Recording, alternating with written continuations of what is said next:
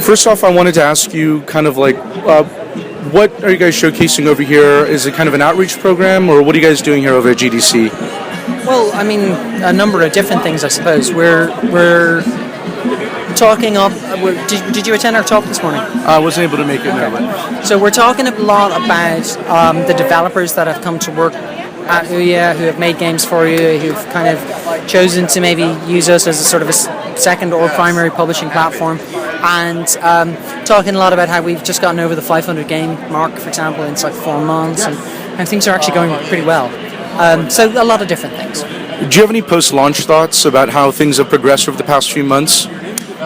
So the watchword that Julie keeps saying is, yes, we've made some mistakes, which is true. But overall, we feel that the mood, if you like, around Ouya has actually started to turn very positive. That a lot of, as people have sort of seen the initial units came out and maybe the initial spread of games, there might have been something of a kind of an expectations mismatch to an extent. But like I say, now that we've gotten over, for example, 500 games, we've got games like Towerfall and Another World and stuff. People are starting to see that actually we're serious and that there's a lot of depth to what we're trying to do, you know. And a lot of the content is quite different from, I think, what maybe more stereotypical people might have thought like that we were going to have. You know, that it's not just mobile games. Actually, it's a lot of weird indie stuff and a lot of kind of fun. And speaking of your 500 game mark and whatnot, I think one of the biggest problems, even with the larger console developers, even with Apple with the app stores, curation seems to be that nut that nobody can crack. Mm-hmm. What are you guys doing over at Ouya in order to make sure that the cream rises to the top, and how little developers, very small one-person teams, can get a game out there and not have it be buried in the shuffle? Okay, so there's kind of two parts to that answer, I guess. One is to talk about existing issues that are in that end of the market, if you like. And so between, say, Apple and Android, you've got two systems there, where there are tens of thousands of developers. It's not just games, I mean all sorts of apps, all trying to compete for that sort of real estate attention. And in one example, in Android's example, for example, they've tended to maybe leave that to be a little more programmatic, a little more algorithmic, a little more like the market will sort itself out. In Apple's case, there's a lot of that, like what's in the charts and stuff, but they've also taken a more editorial stance. But their stance applies across every kind of app that they have. So there's only a certain amount of attention that they can give.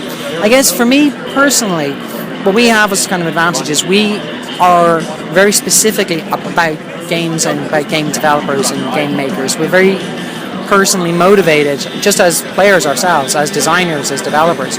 We're very personally motivated to see interesting games find a home, find a voice. So we take an active hand in compiling what's in the interface. We take an active hand in trying to make sure that the content is fresh. We take an active hand. We are taking further active hands in trying to promote and push and talk about and get people interested in developers. And we're trying to do that not because, for Ouya's sake, but we're doing it for the sake of like guys like Nickel Hunt, for example, or like the guys who putting together Dino Run 2, or like whatever. Like we're trying to give all of those kind of people a lot of voice. The other thing I was going to ask you about is market penetration. You're at a very competitive price point. You've been able to. You're in retail now. How has that looked ever since that you've from Kickstarter to just the initial batch of units now to being at Best Buy or GameStop, for instance? How has that market penetration looked in the past couple of months? So I can't really talk about specifics at the moment because just we're not ready to necessarily sort of get into because like there'll be like 10,000 questions about what does this number mean, what's that exactly. But certainly internally we're very encouraged by what we see. It's not just in the old form way of looking at these things, it's just about units sold, and units sold is important, but it's also, in the new way of looking at things, it's also about usage, it's also about re-engagement, it's also about, well, actually, how many games do people play, how many big games do people try, what do they spend, and stuff like that. And we're looking at a lot of indicators internally. Again, I'm afraid I can't substantiate this with specifics, but we're looking at a lot of indicators internally that make us go, like put smiles on our faces, right? And make us go like, yeah, this is good. This is going very well. This is cool, you know. The reason I'm asking about that is I'm noticing a theme at the conference that monetization and tracking of players is it seems to be a big theme here.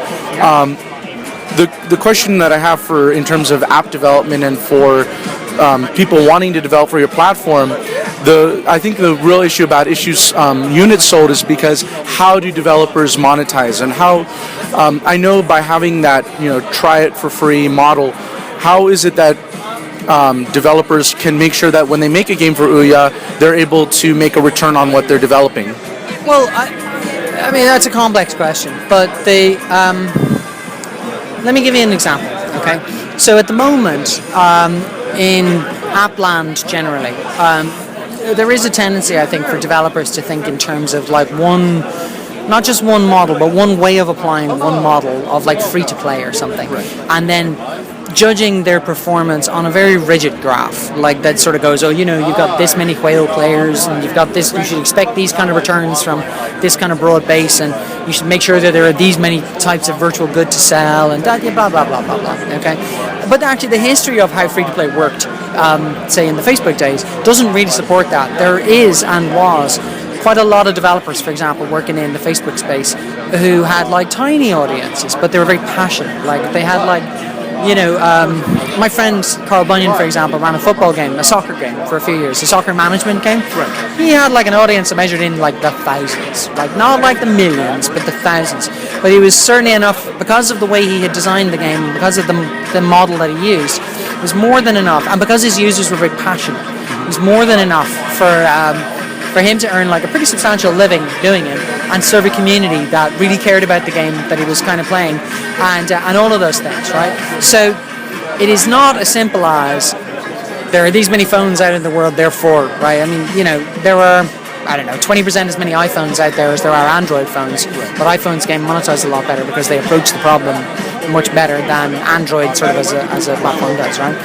So how do developers ensure that they get a good return?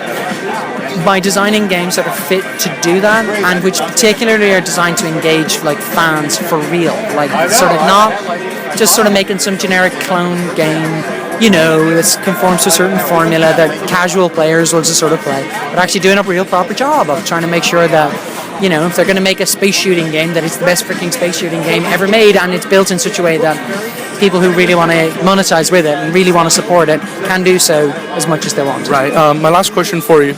I've got a meeting as well. So sure. Real last question is talking about the annualization process. Where are you looking in terms of as creative development, in terms of creative director? Where do you see that annualization being a benefit, or could there be an argument about fragmentation? So you mean if we iterate the console every year? There's always going to be some amount of variance. That's unavoidable. But we do have the advantage, similar to iPhone, of having a very clear and controlled sort of spec of what it is that we do. We're not doing the sort of thing that some of our competitors do, of like changing their architecture every few years and sort of destroying their back catalog in the process and stuff. So yeah, it's a risk. But I think because we're doing it in an iterative fashion, I think because we're evolving the product like year to year to year, I'm much less concerned about that as a risk than if I was doing it every 5 years. Thank you very much. I appreciate it. I gotta go. Thank you. Thank you for your time.